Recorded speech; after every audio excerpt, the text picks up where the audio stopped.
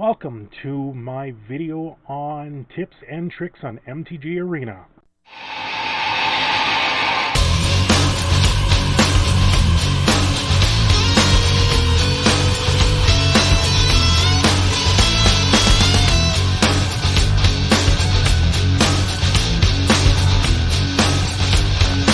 MTG Arena, it's been in open beta for a while now, and there's stuff out there that probably some of you don't know what to do.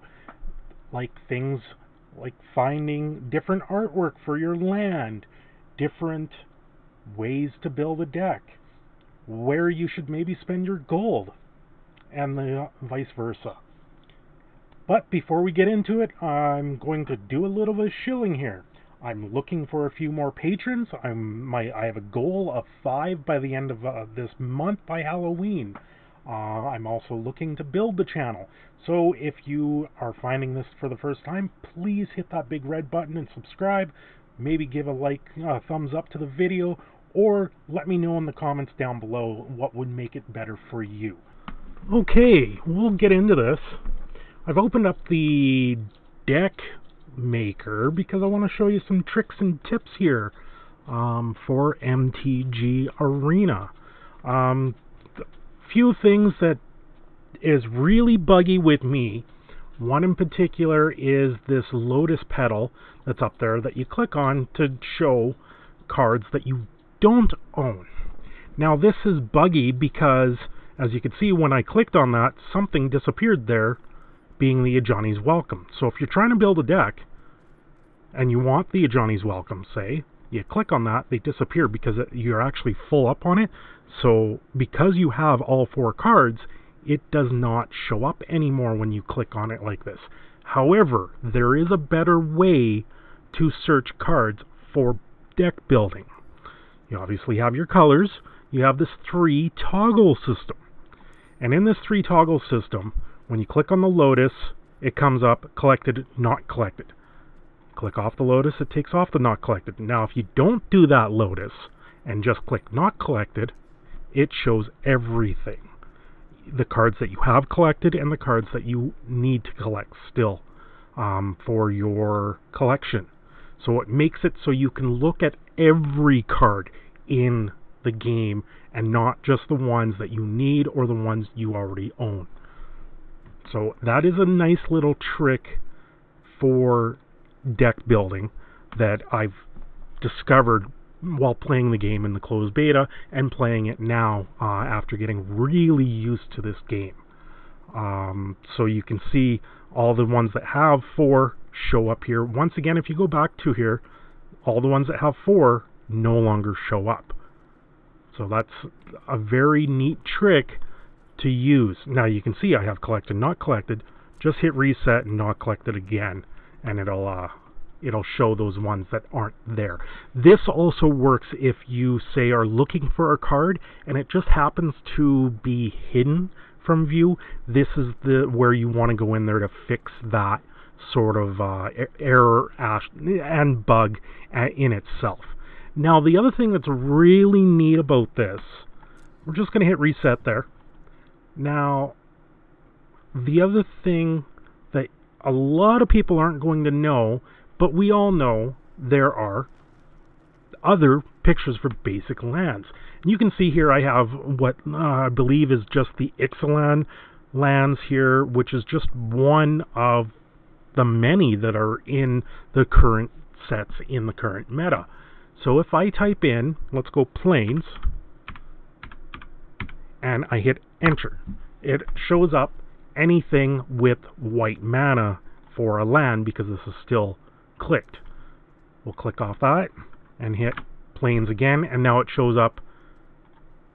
It kind of gives me a few weird ones like Ajani's Last Stand, Flower and Flourish because you're searching for a Plains that's in there. Other than that, it just gives up a few of them if you control a Plains cards, or in this case a Temple Garden. So keeping the word in there for Plains, once again going into this advanced filter, if you hit reset, now something magical has happened here. We come back out And now we get every single art that has been printed in current standard for those lands. This works for all 5 colors and is another nice, neat trick with the system. So it's very much something if you want to do more customization, this is how you do it. Otherwise, it's very hidden and it's something that's not showing up very easily within the game. So I'm going to back out of here. We're going to discard those changes and we're going to go home. Now, the other thing that I like to do with the game in the constructed events, I think I've mentioned this before. Now, the best bang for your buck is to save up your gold, do a draft. With the winnings of that draft, if you get enough to do another draft in gems, then do another draft, because that's your best bang for your buck. But if you're doing something while waiting to get enough gold for that next draft, take those gems and put them into the constructed event. Not only are you going to get a minimum 3 uncommons, and I have to say that is a minimum, because I have gotten 2 mythics in the very first slot before. But you can also win 1,000 gold trading up those gems, and that's 1,000 more gold closer to your next available draft that you would be able to have. So this is what I've been doing, and I've been finding this is the fastest way to regain that gold, is converting those gems to this. Also, if you are straight up buying into the game, this is another way. This is one way to take the gems and transfer it to gold. So if you're spending 95 gems and you just concede here, you now have 100 gold and the 3 cards. So it's a direct way to buy 3 uncommons. It's not the most genuine way to really buy into the game, but it is another way, another step towards gaining enough gold to do that draft and to free flow that draft. So I can show you here. We got draft for Guilds of Ravnica. It's 5,000 gold. It's 750 gems. Now, that's 750 gems. You need at least 6 wins to be able to redo it. At 5 wins, you get 650 gems. Now, at 5 wins, when you have about 650 gems, it's maybe worth holding on to those gems until your next draft, then you can get that bonus one. But anything 4 and below, it gives you a little bit more playability in the constructed style. And myself, I've had quite a bit of luck with that. Like I said, the constructed, though, if you're building towards a nice deck for the constructed, it is a way to go. I've had a lot of luck currently with a mono red deck, which I'm going to show on the screen here relatively quick to give you an idea of what I've been able to build through the free-to-play aspect.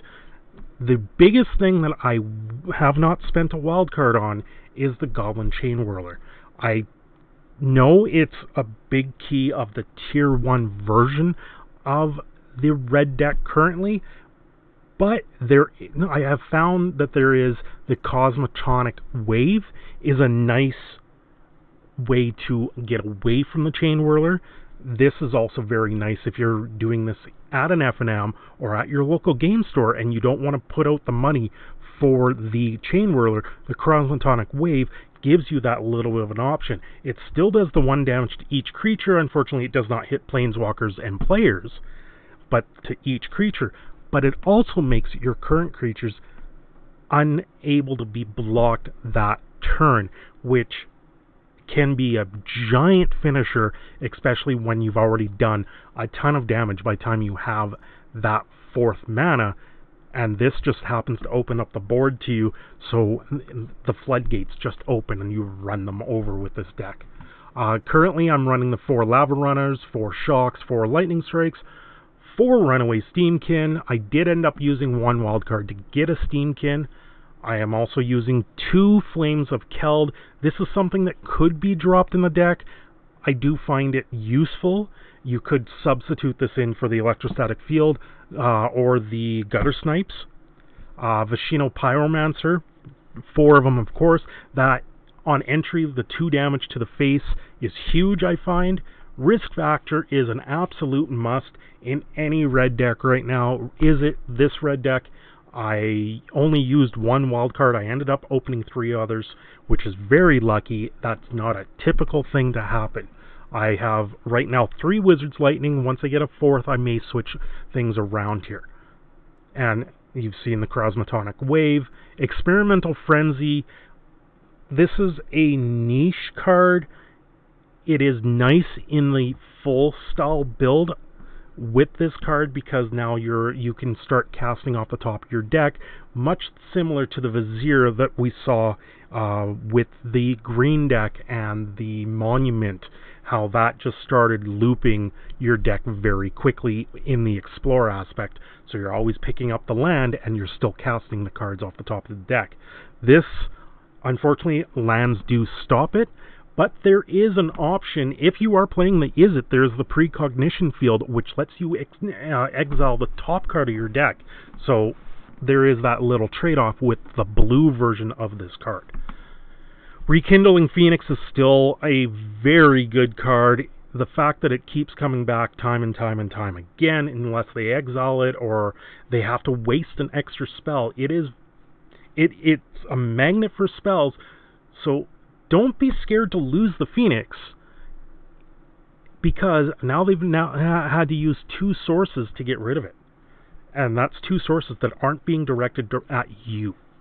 And then, of course, the Banefires. I'm also running only 22 mountains and 1 detection tower, and I'm still finding I'm flooding with this deck. One major thing that's been off-putting with the Arena is the deck shuffling. I don't know why, but it seems that the deck shuffling, you will end up with 2 or 3 copies of the same card in an opening hand almost all the time. If you start off with 4 lands, there's a high chance that you're going to continue drawing lands for some reason. I've had it now twice in the last few days here where I've drawn 7 lands almost completely straight. One of which I did a Risk Factor on their turn, drew 3 lands, draw on my turn was a land, and then I recast that Risk Factor again and drew 3 more lands. The statistical probability of that is next to nothing compared to everything else. Earlier today, I also did that again, except instead I casted 3 Risk Factors. I didn't recast any of them, let them all go to the graveyard, and out of those 9 cards they let me draw, 7 of them were lands again. I only drew 2 actual spells. So I don't know if there's something really going on with the shuffler, or if this is just a series of bad luck. I do chalk it up to bad luck more than I blame the shuffler, but we don't know what happens outside of the game, what's behind the programming style. We don't know if something's been added into an algorithm that's running in the background of this.